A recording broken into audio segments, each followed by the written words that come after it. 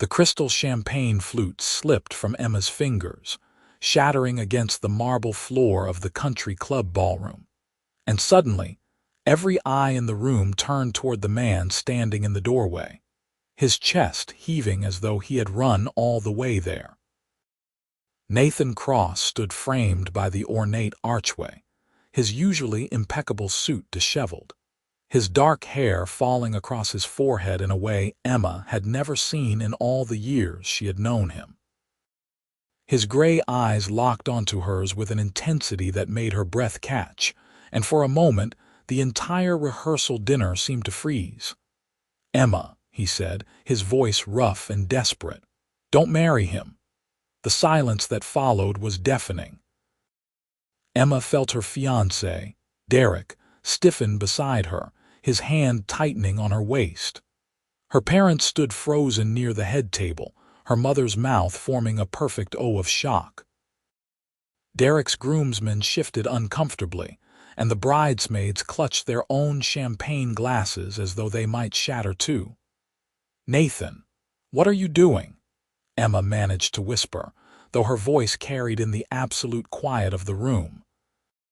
He took a step forward, then another, his expensive Italian shoes crunching on the broken glass.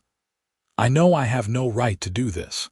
I know the timing is terrible, but I cannot let you walk down that aisle tomorrow without telling you the truth." His voice grew stronger with each word, more certain. "I love you, Emma. I have loved you for years." The room erupted.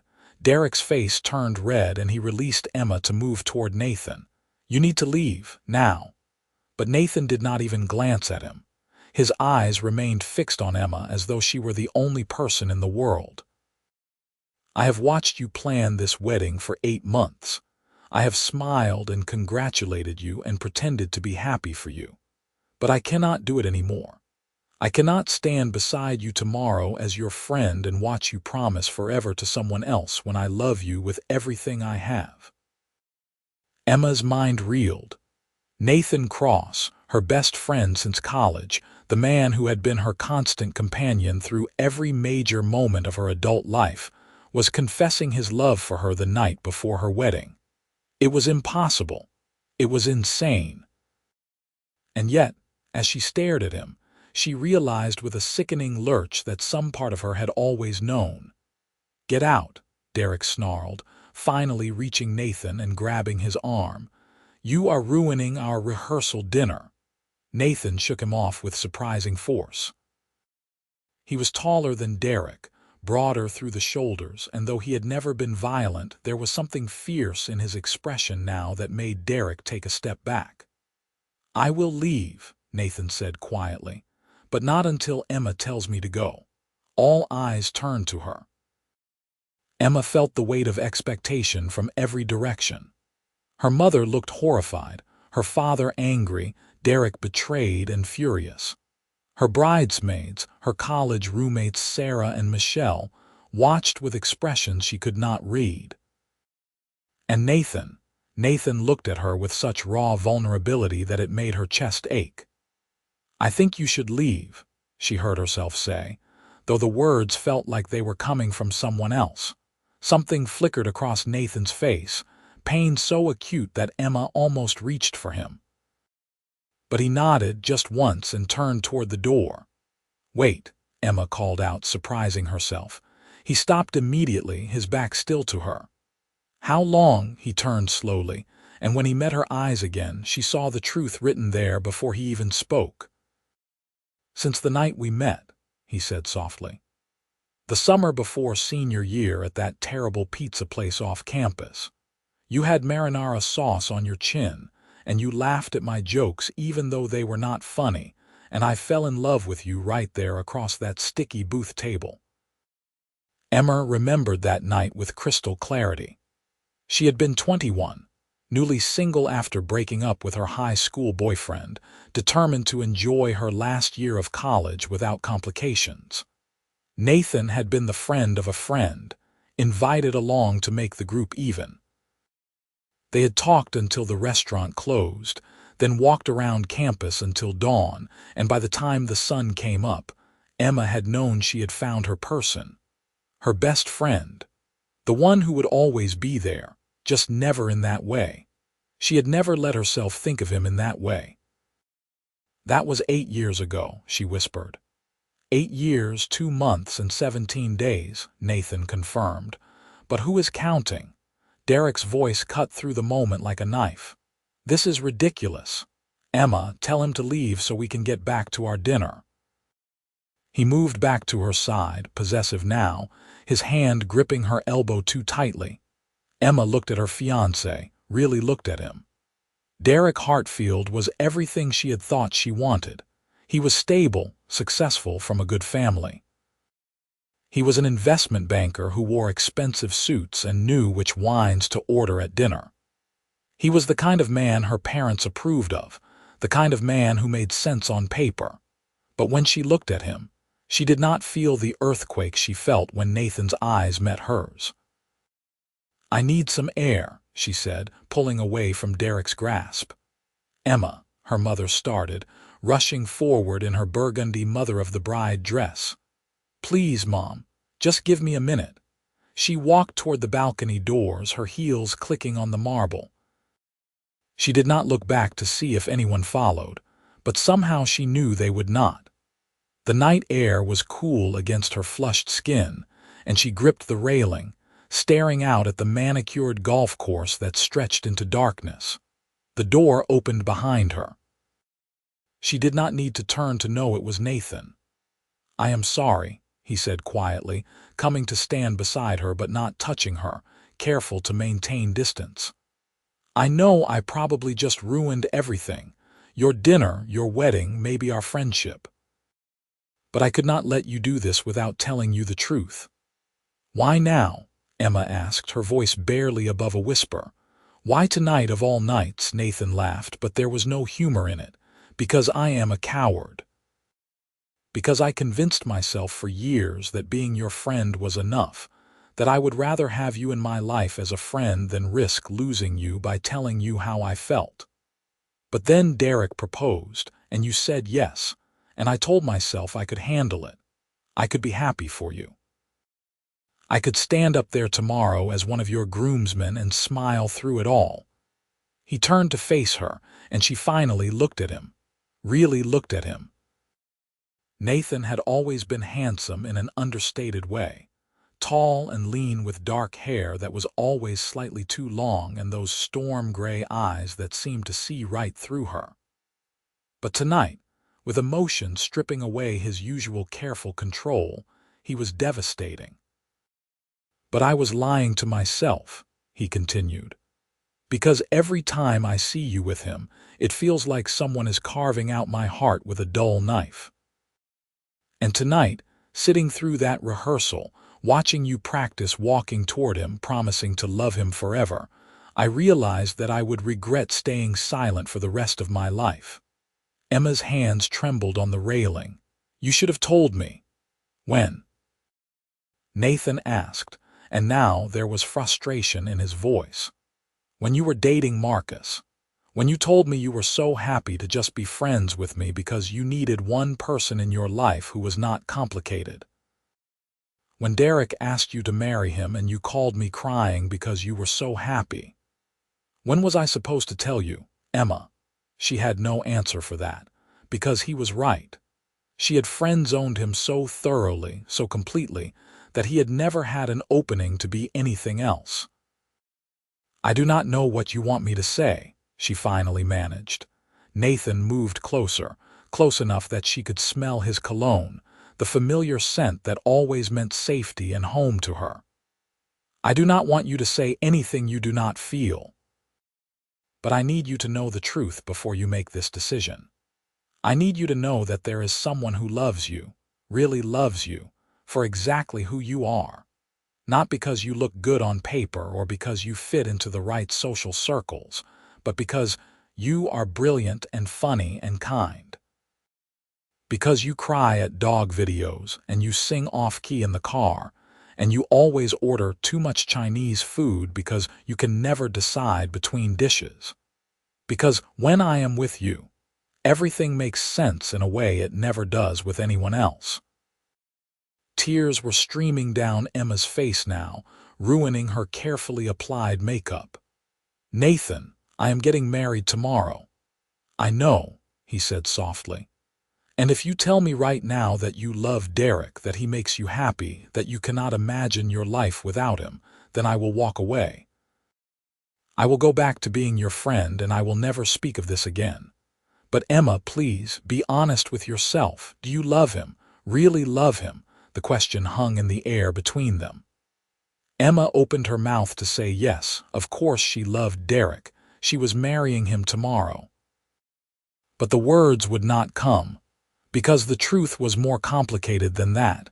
She cared about Derek. She respected him. She enjoyed his company. She had said yes when he proposed because it made sense, because all her friends were getting married, because she was tired of dating and ready to settle down, because Derek checked all the boxes. But did she love him the way Nathan was describing? With that soul-deep certainty, that sense of coming home, "I do not know," she whispered. And the admission felt like a betrayal of everyone, Derek, her parents, herself.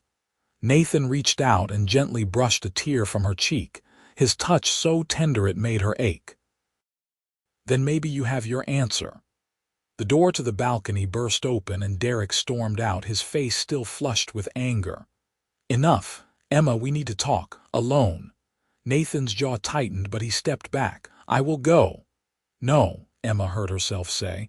Both men looked at her in surprise.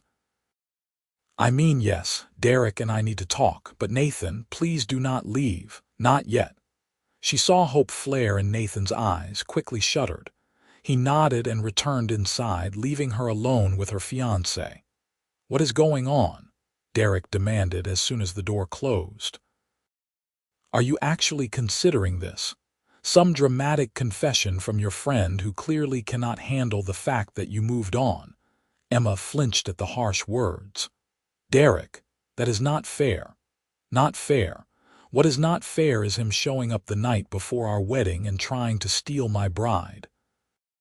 What is not fair is you standing out here talking to him instead of throwing him out immediately."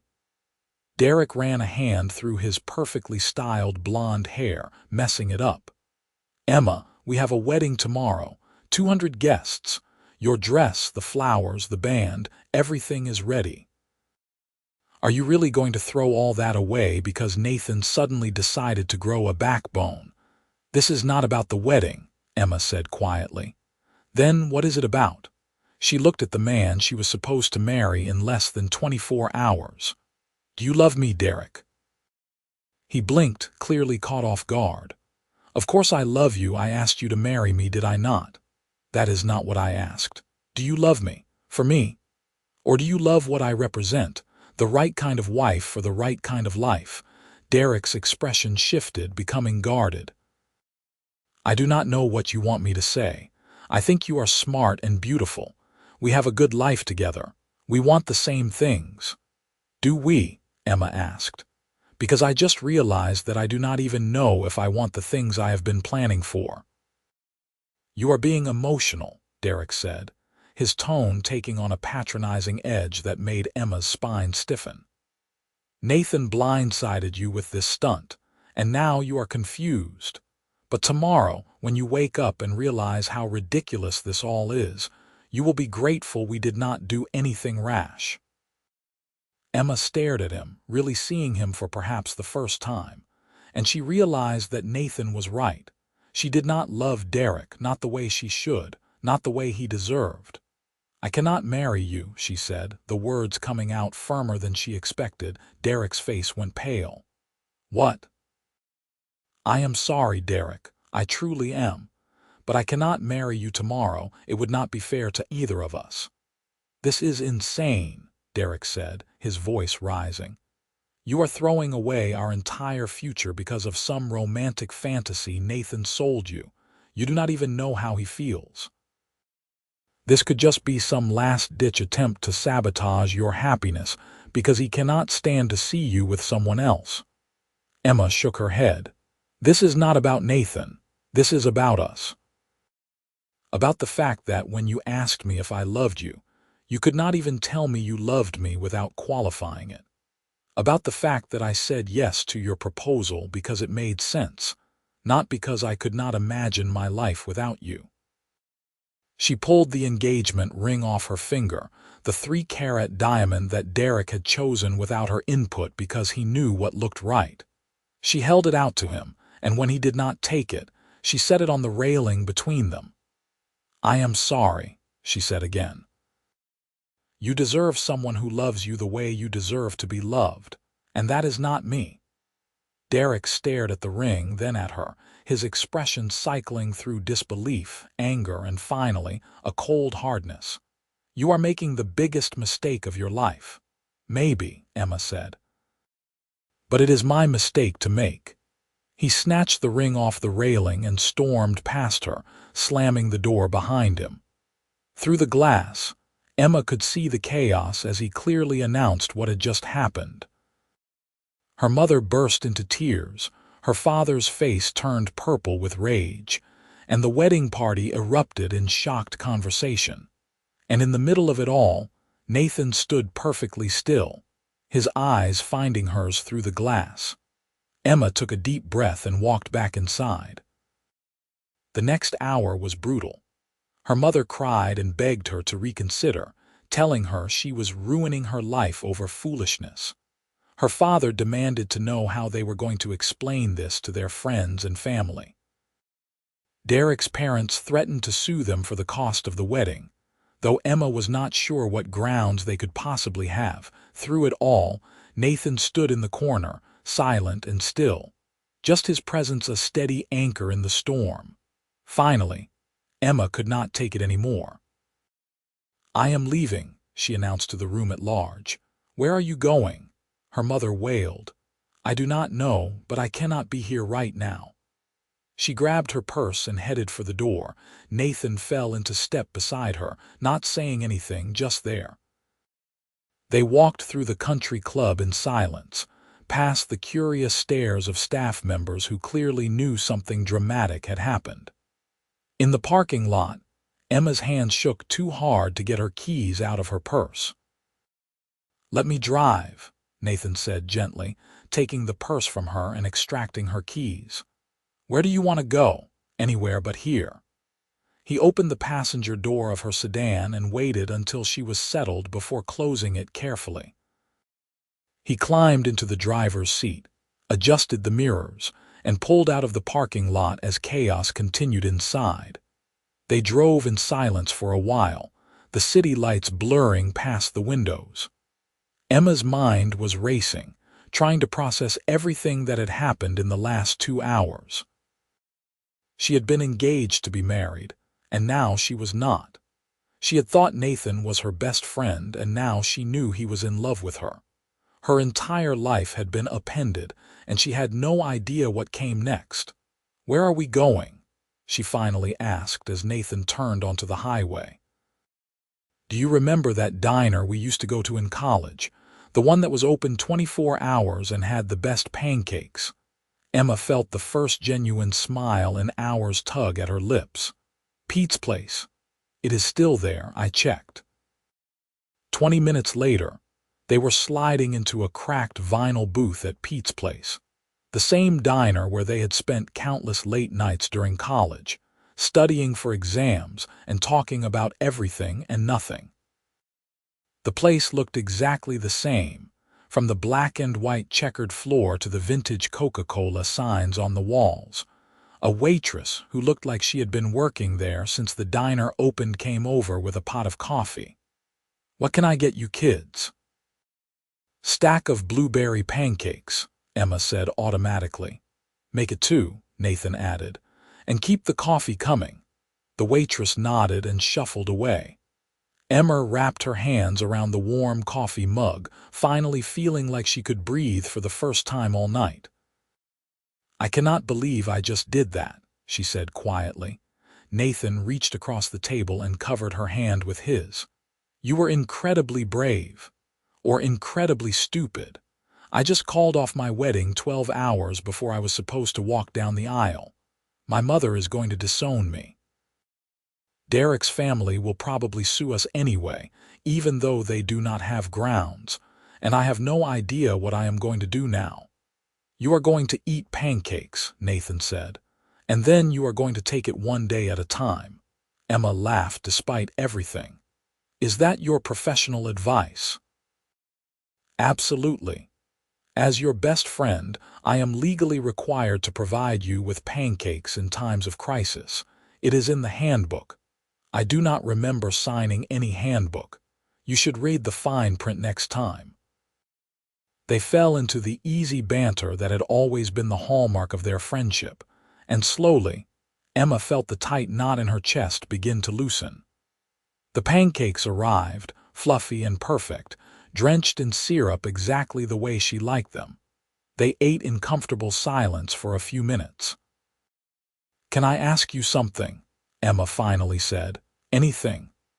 "Why did you never tell me? I mean, I know you explained earlier, but 8 years, Nathan. That is a long time to carry a secret like that." Nathan set down his fork and considered the question. "In the beginning, I was too afraid of losing you. We had just become friends, and I did not want to risk that by making things weird. And then, after a while, it seemed like you had firmly put me in the friend category, and I convinced myself that was enough. That I would rather be your friend than nothing at all." "But it was not enough," Emma said softly. "No," he admitted. "It was not. But I was a coward, and I told myself it was. I dated other people, tried to move on, but no one else ever measured up because they were not you." Emma thought about all the women Nathan had dated over the years, the few he had introduced her to, the way those relationships had always seemed to fizzle out. "I used to think you were just commitment phobic." "I was committed," Nathan said, his gray eyes intense in the diner's fluorescent lights. "Just to the wrong person, or rather to someone who did not know I was committed to her." "I wish I had known," Emma whispered. "I wish you had told me sooner. Would it have changed anything?" Emma thought about that. If Nathan had confessed his feelings a year ago, or 2 years ago, or 5 years ago, would she have been ready to hear it? Would she have been able to see him as anything other than her best friend? "I do not know," she admitted. "Maybe not. Maybe I needed everything to happen exactly the way it did to be ready to hear it." "And are you?" Nathan asked, his voice careful. "Ready to hear it?" Emma looked at him across the table, this man who had been her constant for 8 years. She thought about all the times he had shown up for her, not just in the big moments, but in the small ones too. The way he brought her coffee when she was stressed about work deadlines. The way he remembered that she did not like roses but loved peonies. The way he made her laugh when she was sad and called her out when she was being stubborn. The way he had always been there. And she thought about Derek, about the relationship that had always felt more like a partnership than a passion. About the way she had said yes to his proposal because it was time, because he was suitable, because everyone expected it. Not because she could not imagine her life without him. "I think so," she said slowly.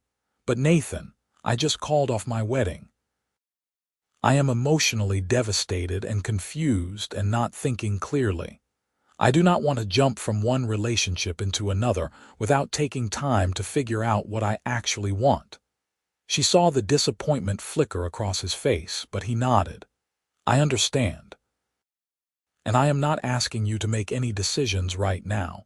I just needed you to know the truth. What you do with that information is up to you.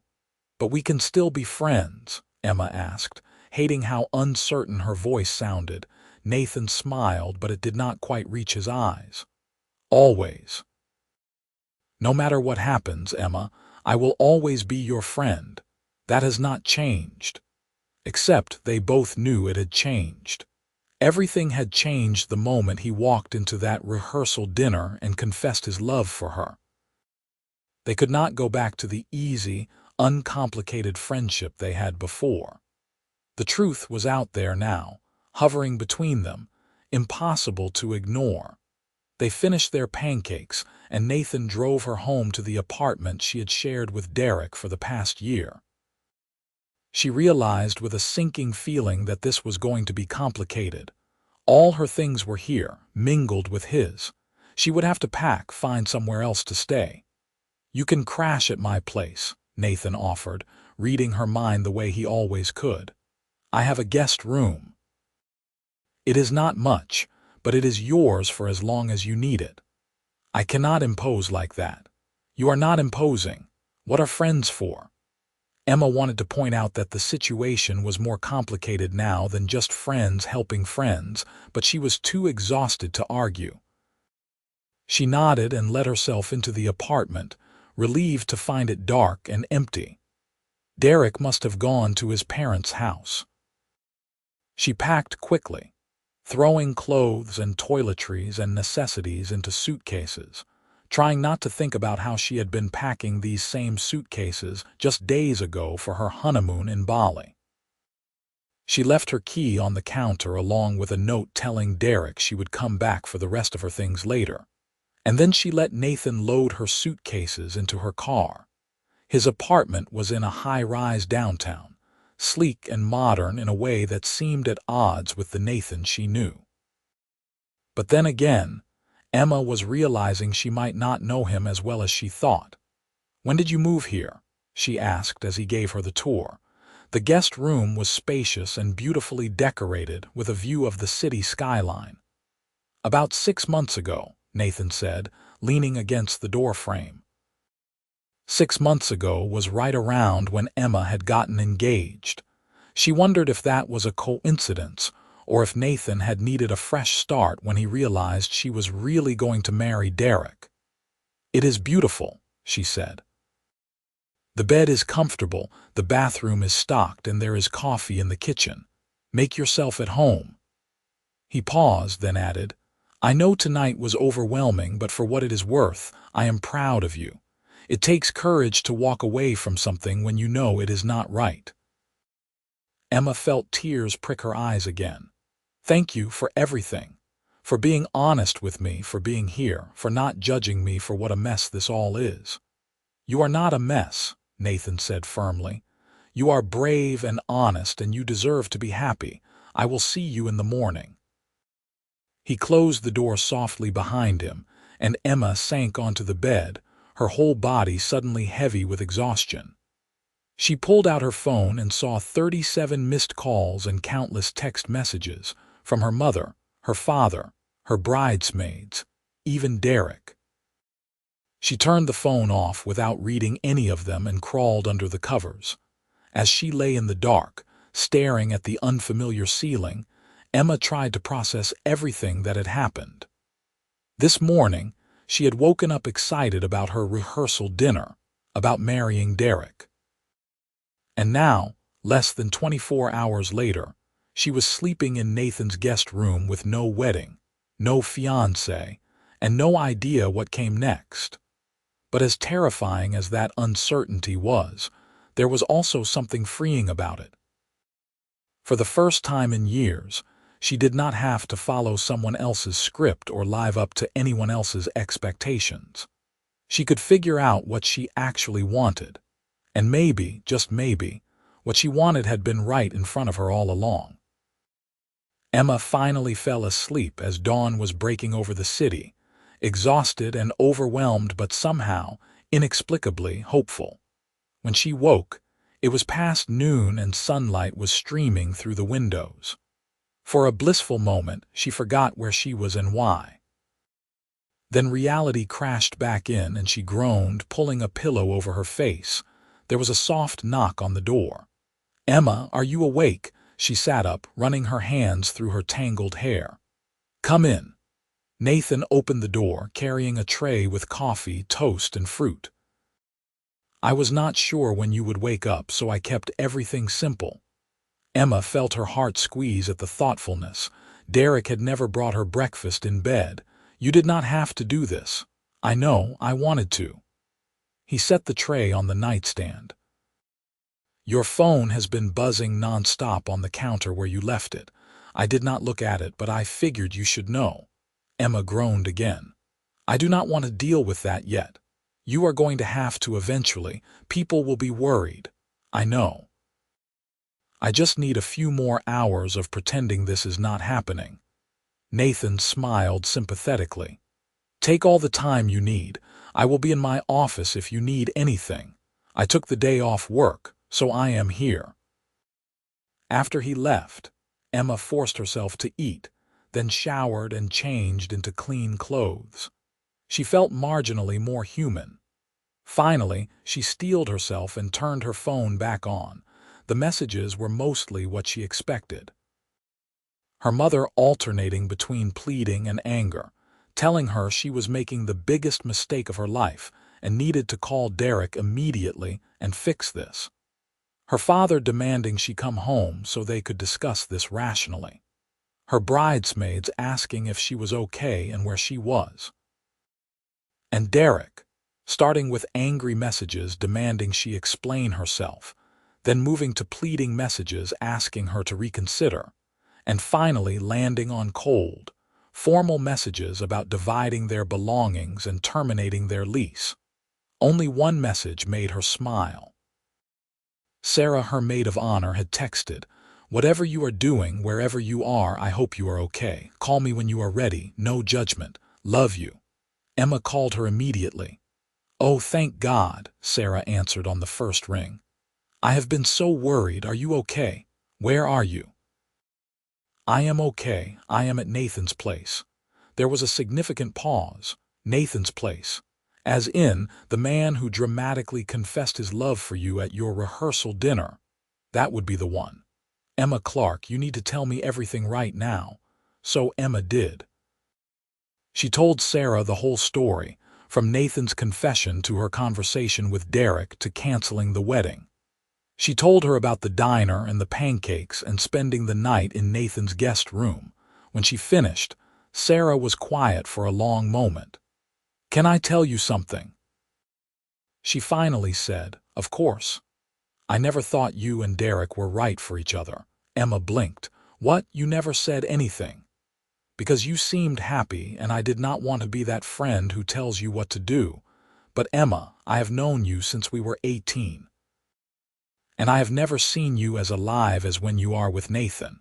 You laugh more, you smile more, you are just more you. With Derek, you always seemed like you were performing the role of the perfect girlfriend." Emma thought about that. "Why did no one tell me this? Would you have listened? You seemed so determined to make it work with Derek, and honestly, I think we all assumed Nathan would eventually make a move or you would figure out how you felt about him on your own." "I had no idea he felt that way," Emma said quietly. "I really did not. I know. You are incredibly smart, but you are also incredibly oblivious when it comes to people being in love with you. The rest of us could see it from a mile away. The way Nathan looked at you, the way he showed up for everything, the way he clearly measured every woman he dated against you. It was obvious. I feel like such an idiot. You are not an idiot, you are human. And you are allowed to take time to figure out what you want. But Emma, can I give you some advice, please? Do not let fear make your decisions for you. I know it is scary to risk your friendship with Nathan. I know it is terrifying to admit you have feelings for him after all this time. But that man showed up at your rehearsal dinner and put his heart on the line for you. The least you can do is be honest with yourself about how you feel." After they hung up, Emma sat with her phone in her hand, thinking about Sarah's words. How did she feel about Nathan? She cared about him, obviously. He was her best friend, but was it more than that? She thought about the way her heart had jumped when she saw him in the doorway last night. The way his touch on her cheek had made her shiver. The way she had felt safe and steady with him beside her, even as her entire life was falling apart. And she thought about the years of friendship, all the little moments that had built into something bigger. The way he knew exactly how she took her coffee. The way he could make her laugh even on her worst days. The way she called him first with good news and bad news. The way he was always her first thought when something happened. Maybe Sarah was right. Maybe she had been in love with Nathan all along and just too scared or stubborn to see it. There was another knock on the door, softer this time. "Emma, can I come in?" Yes. Nathan opened the door but stayed in the doorway as though afraid to intrude. "I just wanted to check on you. I know today is probably hard. Today. Her wedding day." Emma had been so caught up in everything else that she had almost forgotten. Somewhere across town, 200 guests were probably just finding out that the wedding was canceled. Her mother was probably having a breakdown. The flowers she had spent weeks choosing were probably being thrown away. The beautiful cake that cost more than her first car was probably sitting untouched, and she did not care. "I am okay," she said, surprised to find it was true. "I mean, I am sure I will have a breakdown at some point. But right now, I am okay." Nathan smiled, and it was like the sun coming out. "Good, I am glad. Can I ask you something? Anything?" "What do you do, for work, I mean?" "We have been friends for 8 years, and I know you work in real estate development, but I realized I do not actually know much about your job." Nathan looked surprised by the question. He came into the room and sat in the armchair by the window. "I develop commercial properties. Office buildings, retail spaces, mixed-use developments. I started my own company about 5 years ago." "Your own company? Nathan, that is amazing. Why did you never tell me?" He shrugged, looking uncomfortable. "You never asked, and I did not want to seem like I was bragging." Emma felt a pang of guilt. How had she never asked him about something so important? "How is business?" "Good. Really good, actually. We just broke ground on a major project downtown, a mixed-use tower with retail on the first 3 floors, offices in the middle, and condos on top. It is the biggest thing we have done. I have about 30 employees now, architects, project managers, construction supervisors, office staff." Emma stared at him. "Nathan, that is incredible. You built all that in 5 years. It has been a lot of work. Long hours, constant stress." "But I love it." He paused, then added, "I wish I had told you more about it, but you were always so busy with your own career, and then you met Derek, and I guess I did not want to take up your time with my problems." Emma worked as a grant writer for a nonprofit that supported arts education in underfunded schools. She loved her job, but it certainly was not making her rich or famous. The idea that Nathan had been holding back from sharing his success with her because he did not want to impose made her heart ache. "I am sorry," she said. "I was a terrible friend." "You are an amazing friend," Nathan corrected. "You were just also trying to manage your own life." "I do not blame you for anything, Emma. I never have." "Tell me about the project downtown," she said. "I want to hear everything." So he did. He told her about the challenges of securing the property, the negotiations with the city, the design process, the construction timeline. His whole face lit up when he talked about it, his hands gesturing as he explained the vision for the space. Emma found herself captivated, not just by the project but by seeing this side of Nathan she had somehow missed. "Will you show me?" she asked when he finished. "The building site, really. It is just a construction zone right now. I want to see it. I want to see this thing you built." Nathan's smile was brilliant. "Okay, let me get my keys." An hour later, they were standing on a construction site downtown, both wearing hard hats Nathan had grabbed from his car. The building was just starting to take shape, steel beams reaching toward the sky. "It does not look like much now," Nathan said, a hint of apology in his voice. "But I can show you the renderings." He pulled up images on his tablet, showing her what the finished building would look like. It was stunning, all glass and steel and modern lines, but with design elements that tied it to the historic neighborhood around it. "Nathan, this is beautiful," Emma breathed, swiping through the images. "You designed this?" "With my team." I am not an architect, but I work closely with them on every project. This one is special, though. It is going to have a whole floor dedicated to community space, including an art gallery and a theater for the public to use. Emma looked up at him. An art gallery. He had the grace to look embarrassed. I remembered all those times you talked about how important arts access is, especially for kids who would not otherwise have it. I thought if I was building something in the city, I could help with that. She felt tears prick her eyes. You did this because of me. I did it because it was the right thing to do. But yeah, you inspired it. You inspire a lot of things. Emma did not think. She just moved, closing the distance between them and wrapping her arms around him. Nathan froze for a second, then his arms came around her, holding her close. Thank you, she whispered into his chest. For what? For seeing me, for listening, for caring about the things I care about.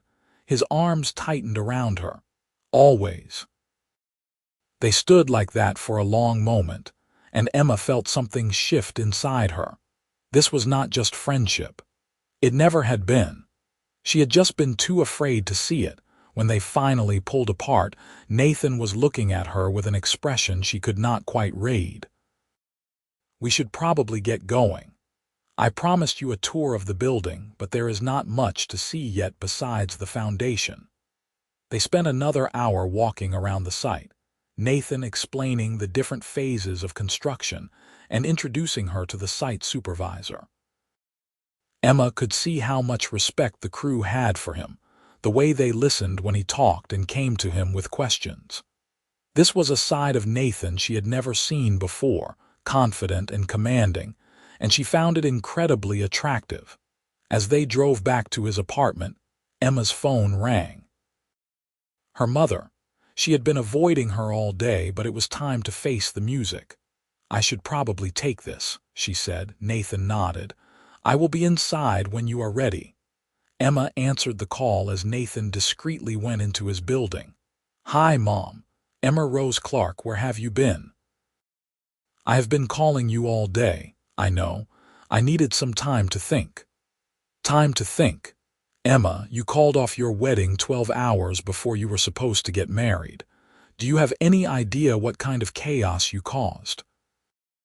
I had to call 200 guests this morning and tell them the wedding was off. Derek's mother is threatening legal action. The country club refused to refund any of our deposit. Your father is furious. Emma took a deep breath. I am sorry for the inconvenience, Mom. I really am. But I could not marry Derek. It would not have been fair to him. Not fair. What about fair to us? We spent $30,000 on that wedding, Emma. $30,000 that is now just gone. Emma felt a flash of anger. Is that really what you are worried about, the money? Not whether I am okay or whether I made the right decision for my life. Of course I care if you are okay, her mother said, but she sounded defensive. But Emma, you threw away a perfectly good relationship with a successful man from a good family because of some romantic nonsense Nathan filled your head with. It was not romantic nonsense, and I did not throw it away because of Nathan. I ended things with Derek because I realized I did not love him, not the way I should, not the way he deserved. Love, her mother scoffed. Love is not enough to build a life on, Emma. You need stability, security, partnership. Derek offered you all of that. And no passion, no excitement.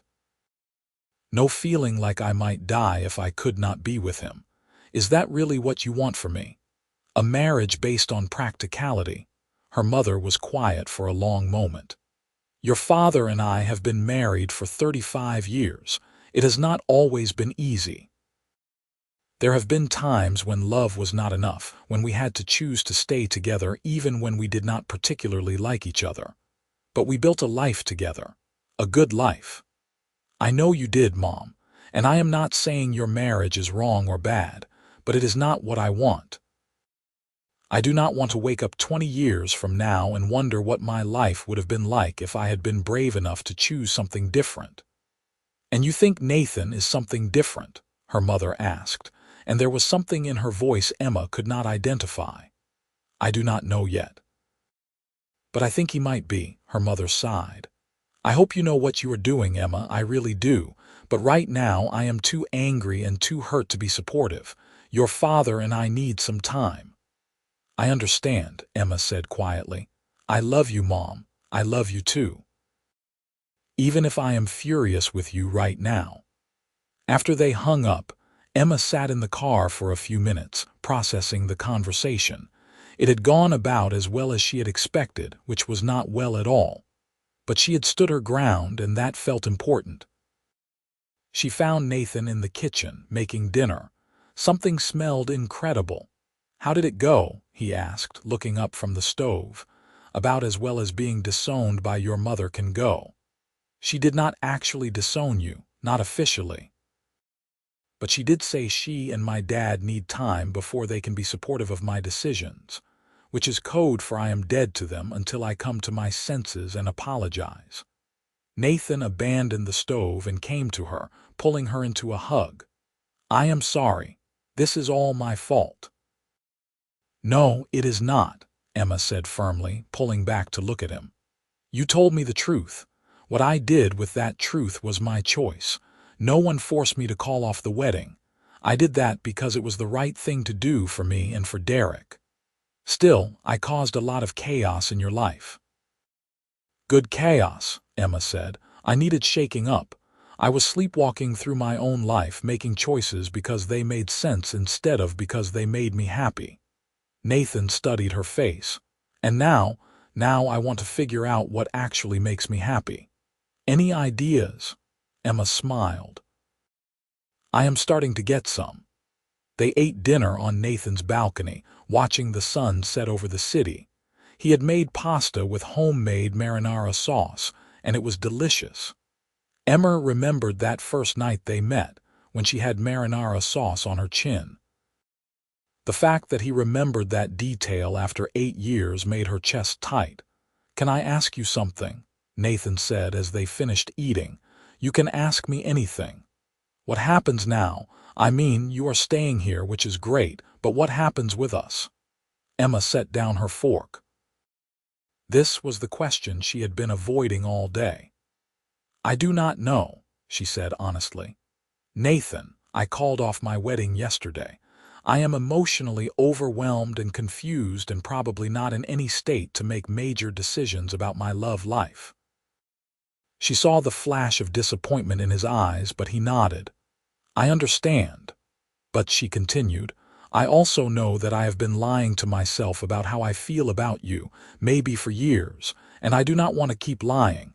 Nathan went very still. What are you saying? I am saying that I think I might be falling in love with you. Or maybe I have been in love with you all along and was too scared to admit it. But either way, I need time to be sure. I need time to figure out who I am outside of my relationship with Derek, outside of the expectations everyone else has for me. And that would not be fair to you if we jumped into something right now. I have waited 8 years, Nathan said quietly. I can wait a little longer. You should not have to wait at all, Emma said. You should be with someone who is sure about you, who is not a complete mess, who can give you what you deserve. I want you, Nathan said, and the certainty in his voice made her shiver. However you will have me, whenever you are ready. I am not going anywhere, Emma. She reached across the table and took his hand. What if I am never ready? What if I take this time and realize that I do not feel the same way about you? What if I ruin our friendship for nothing? Then we will deal with it, Nathan said. But Emma, you have to stop making decisions based on fear. Fear of hurting people, fear of making the wrong choice, fear of what other people will think. At some point, you have to be brave enough to go after what you want. What if I do not know what I want? Then figure it out. I will be here. Over the next few weeks, Emma started to rebuild her life. She found her own apartment, a small one-bedroom in a neighborhood she loved. She started therapy to work through the chaos of the canceled wedding and her complicated feelings about Nathan. She threw herself into her work, finding new passion for the projects she was developing. And she spent time with Nathan, but differently than before. Now every conversation felt charged, every touch electric. They went to movies and tried new restaurants and took long walks around the city, and Emma found herself seeing him in a new light, not just as her best friend, but as a man. A man she was increasingly attracted to, increasingly fascinated by. Nathan was patient. He never pushed, never demanded answers, never made her feel guilty for needing time. He just showed up, consistently and steadily, exactly when she needed him. One evening about 6 weeks after the almost wedding, they were cooking dinner together in Nathan's kitchen. Emma was chopping vegetables while Nathan handled the chicken, and they were debating the merits of different pasta shapes when Nathan's phone rang. He glanced at the screen and frowned. "I should take this. It is my site supervisor, sorry." "No problem, I will keep cooking." Emma continued prepping dinner, but she could not help overhearing Nathan's side of the conversation. His voice got progressively more tense, and when he hung up, he looked stressed. "Everything okay?" she asked. "There is a problem with the downtown project. One of our major investors is pulling out. Without their funding, we are going to be significantly delayed, possibly even forced to stop construction." Emma could see the panic under his controlled exterior. "How bad is it?" "Bad. I need to make some calls, see if I can find alternative funding." "I am sorry, Emma. I know we had plans tonight." "Nathan, do not apologize. This is important. Do what you need to do." He looked torn. "I do not want to just abandon you." "You are not abandoning me. I am going to finish making dinner and you are going to go make your calls. When you are done, we will eat and you can tell me about it if you want, or we can watch a stupid movie and not think about it. Whatever you need." The relief on his face was palpable. "Thank you." He disappeared into his office and Emma finished making dinner. She could hear his voice through the door, tense and urgent as he made call after call. It was after 10 when he finally emerged, looking exhausted. "Any luck?" Emma asked from the couch where she had been reading. Nathan shook his head. "Not yet, but I have a few more people to try tomorrow." He sank onto the couch beside her. "I am sorry. This is not how I wanted tonight to go." "Stop apologizing.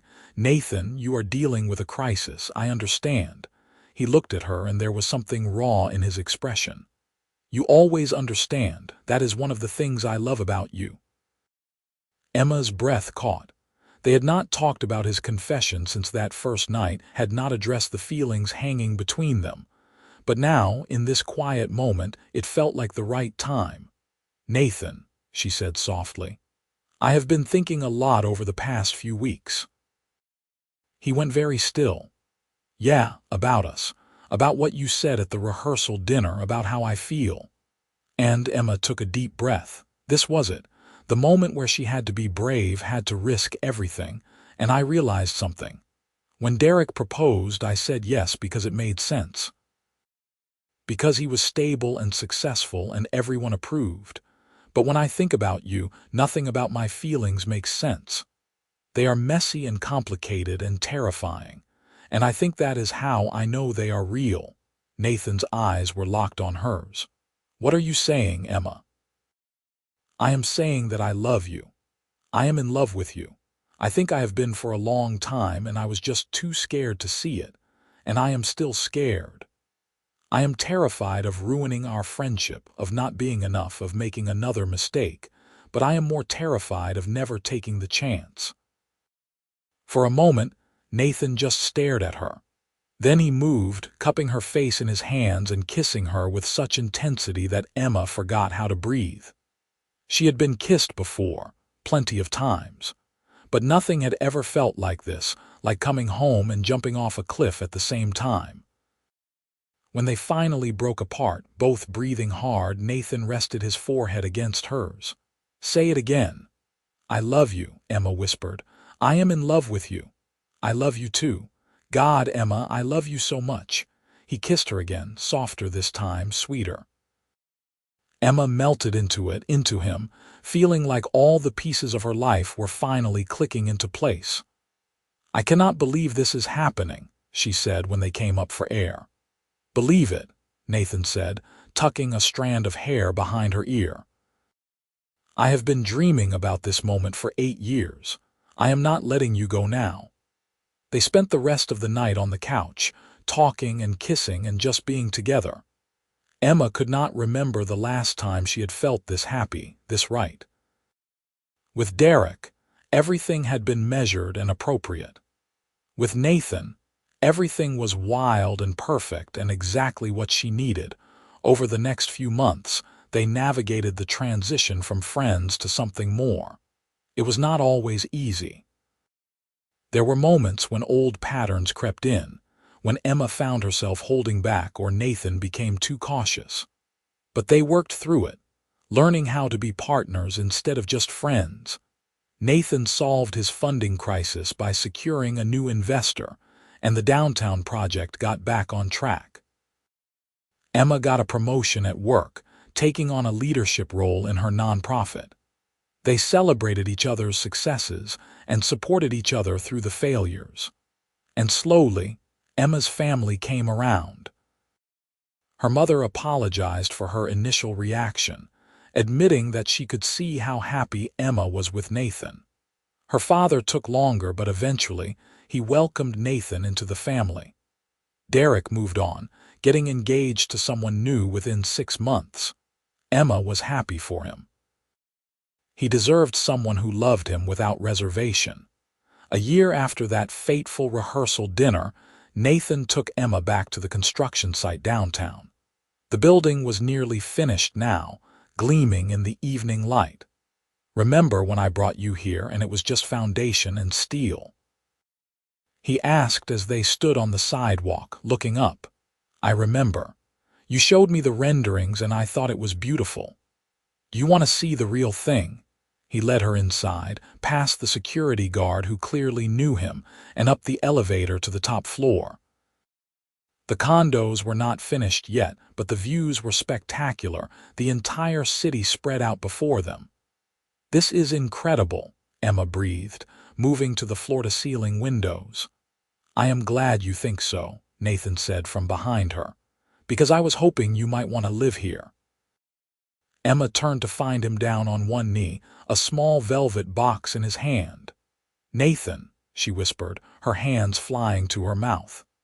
"I know we have only been officially together for a year," he said, his voice steady despite the nervousness in his eyes. "But I have loved you for 8 years. I have loved you through your other relationships and through my own. I have loved you through canceled weddings and construction crises and every normal boring day in between. And I want to love you for the rest of my life." He opened the box, revealing a beautiful diamond ring, simple and elegant and so perfectly her that Emma felt tears start to fall. "Emma Clark, will you marry me?" "Yes," she said, dropping to her knees in front of him. "Yes, of course, yes." Nathan slipped the ring on her finger, and then they were kissing and crying and laughing all at once. When they finally pulled apart, Emma looked around the empty condo. "Did you really buy this place for us?" "I did. I designed this whole building with you in mind, Emma. The art gallery downstairs that will support the programs you care about, the community theater, the way the whole structure is built to be environmentally sustainable. Every decision I made, I thought about what you would want, what would make you happy. And this unit, this view, I saved it for us. If you want it, I want it," Emma said. "I want all of it. The condo, the life, the future, I want everything with you." "You have it," Nathan promised. "You have always had it. It just took us a while to get here." They were married 6 months later in a small ceremony with just their closest friends and family. Emma walked herself down the aisle because she did not need anyone to give her away. She was choosing this, choosing Nathan, choosing their life together. When she reached him at the altar, he was crying, not even trying to hide it. "You are so beautiful," he whispered as she took his hands. "You are not so bad yourself," she teased, and he laughed through his tears. They exchanged vows they had written themselves, promising to love each other through the messy and the complicated, the easy and the hard. Promising to always choose each other, always be honest, always show up. When the officiant pronounced them married, Nathan kissed her like it was the first time and the millionth time all at once, like she was the most precious thing in the world. "I love you, Mrs. Cross," he murmured against her lips. "I love you too, Mr. Cross." Their reception was everything the rehearsal dinner with Derek had not been, joyful and authentic, and filled with people who truly loved them. Emma danced with her father, who admitted through tears that he was glad she had waited for the right man. She hugged her mother, who told her she had never seen her happier. She laughed with Sarah and Michelle, who took credit for the entire relationship since they had been friends with Nathan first, and introduced him to Emma all those years ago. But her favorite moment was the last dance, when it was just her and Nathan swaying together as the lights dimmed. "What are you thinking about?" Nathan asked, his arms around her waist. "That night at the rehearsal dinner," Emma admitted. "How terrifying it was when you walked in and said those words. How I felt like my entire world was ending." "Do you regret it? Any of it?" "Not for a second," Emma said firmly. "It was the beginning, not the ending, the beginning of the life I was always meant to have." "With me," Nathan said, not a question but a statement. "With you," Emma confirmed. "Always with you." 2 years later, Emma stood in the doorway of the nursery they had set up in their condo, watching Nathan rock their daughter to sleep. He was singing softly, some lullaby his mother had sung to him, and the baby was fighting sleep with every ounce of her being, her tiny fists waving in protest. "She has your stubbornness," Nathan whispered when he noticed Emma watching. "And your eyes," Emma countered, moving into the room to peer down at their daughter. Grace had Nathan's gray eyes and Emma's dark hair, and she was the most beautiful thing Emma had ever seen. "I still cannot believe she is ours," Nathan said in wonder, the same thing he said every time he held their daughter. "Believe it," Emma said, echoing his words from that night on the couch 2 years ago.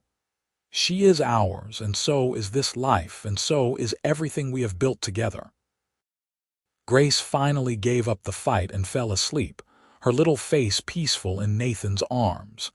He carefully laid her in the crib, and they stood together, watching her breathe. "You ever think about how different things would be if I had not shown up that night?" Nathan asked quietly. Emma thought about it, about the life she would have had with Derek, comfortable, appropriate, empty. "Sometimes," she admitted. "But then I look at this, at you and Grace and the life we have, and I know that everything happened exactly the way it was supposed to. You were brave enough to tell me the truth, and I was brave enough to listen. We were both brave," Nathan said, putting his arm around her, "and look what it got us." They walked back to their bedroom, leaving the door cracked so they could hear Grace if she woke up. Nathan pulled Emma close, and she rested her head on his chest, listening to the steady beat of his heart. "I love you," she said, the words as natural as breathing now. "I love you too," Nathan replied. "For 8 years and 2 years and forevermore." And as Emma drifted off to sleep in her husband's arms, in the home they had built together, with their daughter sleeping peacefully down the hall, she knew with absolute certainty that this was the happy ending she had been waiting for all along. It had just taken a dramatic confession at a rehearsal dinner, a canceled wedding, and the courage to choose love over comfort to find it. But some things, Emma thought as she fell asleep, were worth the wait. Some things were worth the risk, and some people were worth everything. Nathan Cross had always been worth everything to her. She had just needed him to be brave enough to tell her so she could be brave enough to believe it. And now, here they were. Not perfect, but perfectly happy. Not without challenges, but with someone to face them beside. Not the life she had planned, but the life she was meant to live. It was more than enough. It was everything,